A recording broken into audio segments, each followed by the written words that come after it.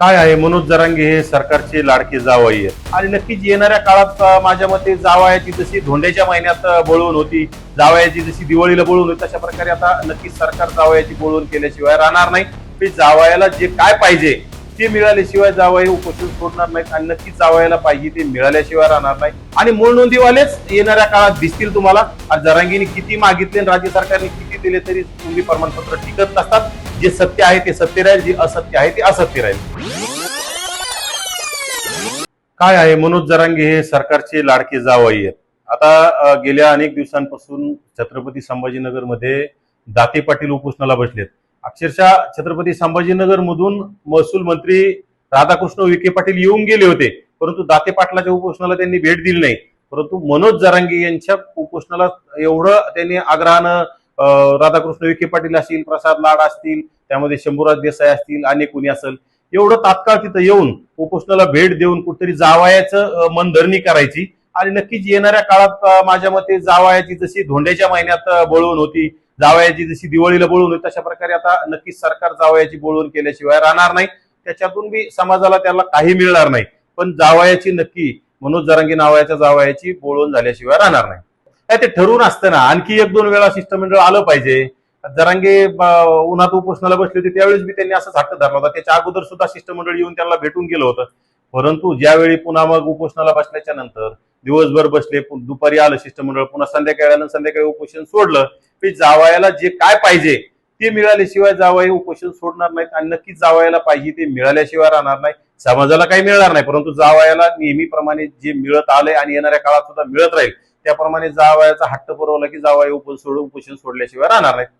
नक्कीच आता त्यांचा समाजाचा प्रश्न आहे, त्यांनी समाजाच्या प्रश्नावर लोकांना बोलवलं असेल तर ज्या त्या समाजाचे लोक तिथं जातील, ज्याचे प्रश्न असतील, परंतु सोडवता येणारे प्रश्न असले तर सोडवता येतील.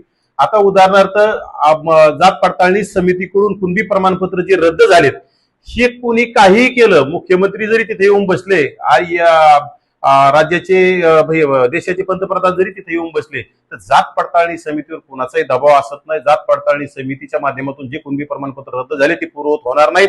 आणि येणाऱ्या काळात जेवढे कुणबी प्रमाणपत्र काढलेत, माझी राज्यातील ओबीसी बांधवांना सुद्धा म्हणते, ज्या लोकांनी आपल्याला डाऊट आहे की बोगस मार्फत कुणबी प्रमाणपत्र काढलंय, ह्या लोकांची जात पडताळणी समितीकडे तक्रार करावी आणि नक्कीच जात पडताळणी समितीकडे बोगस असणाऱ्या लोकांची कुणबी प्रमाणपत्र रद्द होतील आणि ज्यांच्या मूळ नोंदी आहेत ती राहतील आणि मूळ नोंदीवालेच येणाऱ्या काळात दिसतील तुम्हाला. जरांगीने किती मागितले आणि राज्य सरकारने किती दिले तरी कुणबी प्रमाणपत्र टिकत नसतात. जे सत्य आहे ते सत्य राहील, जे असत्य आहे ते असत्य राहील. विखे पाटलांचं नक्कीच जरांगे ऐकतील. तोपर्यंत काही टेंडर बिंडरचा विषय होऊन जाईल किंवा तोपर्यंत आणखी 29 ची घोषणा केली, समाजाला तिथे एक दिवस बोलवतील, दुसऱ्या दिवशी थांबतील, दुसऱ्या किंवा तिसऱ्या दिवशी जरांगे उपोषण सोडतीलच नाही. परंतु आता आपण घोषणा केली आणि लगेच शिष्टमंडळ आलं आणि भेटलंय आणि आपण आंदोलन स्टॉप केले असं जर सांगितलं तर समाज कसा विश्वास ठेवील? त्यासाठी ते 2-3 दिवसाचं काहीतरी त्यांना कुठाना करावं लागेल आणि पुन्हा शिष्टमंडळ येईल आणि उपोषण सोडलं जाईल.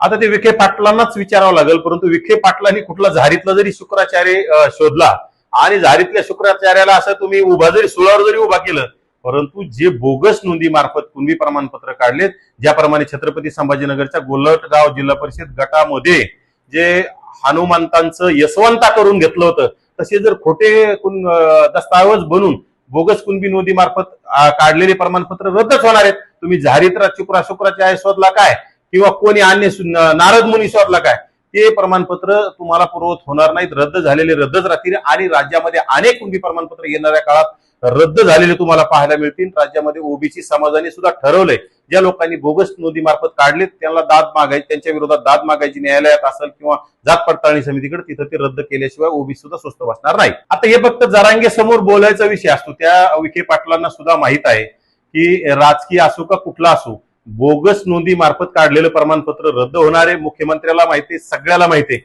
जे अवैध आहे ते अवैधच राहणार, जे वैध आहे ते वैध ठरणार.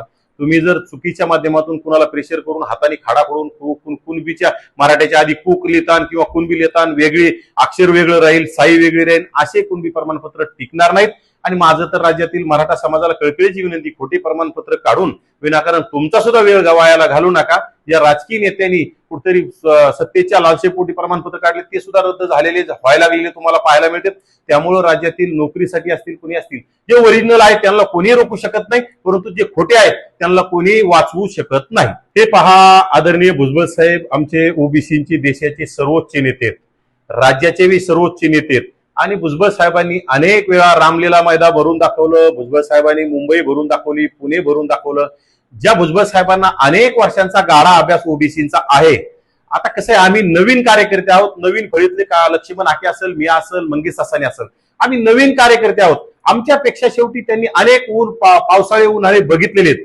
त्यामुळं मला भुजबळ साहेबांची भेट घेतल्यावर, भुजबळ साहेबांची चर्चा झाल्यावरच याच्यावर बोलता येईल.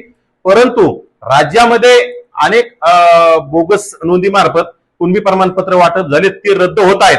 त्यानुसार भुजबळ साहेबांना विश्वास असेल की जे बोगस आहेत ते बोगस ठरतील आणि जे वैध आहेत ते वैध ठरतील. त्यामुळे भुजबळ साहेब असं बोलले असू शकतात, परंतु नक्कीच मी उद्या किंवा परवा आदरणीय भुजबळ साहेबांची भेट घेऊन त्यांच्याशी चर्चा करणार आहे आणि त्यानंतर तुमच्याशी मी बोलू शकतो.